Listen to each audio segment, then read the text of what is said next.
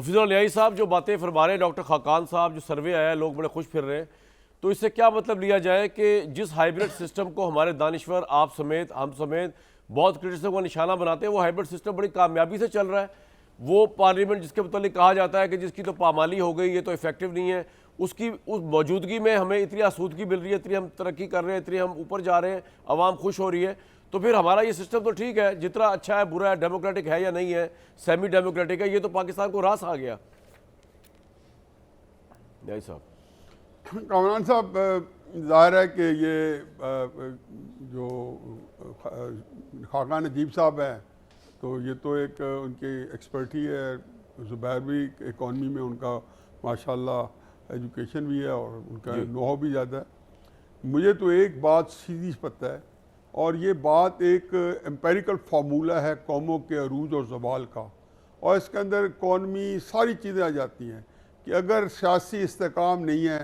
तो कौम जो है वो कहीं पे कोई रास्ता नहीं बना सकती, और अगर सियासी अदम इस्तेकाम है तो कौमें जो हैं वो तहलील हो जाती हैं, हो चुकी हैं और हो रही हैं, होती रहेंगी। और अगर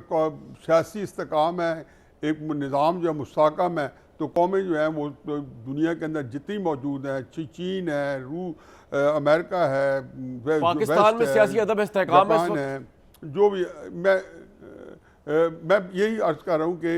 पाकिस्तान के अंदर तो बिल्कुल नहीं है। जब इस्तेकाम कब होता है, जब आपके निज़ाम के ऊपर सवाल उठना बंद हो जाए। आज भी अभी मैंने जो एक दो प्रोग्राम किया तो उनके अंदर यही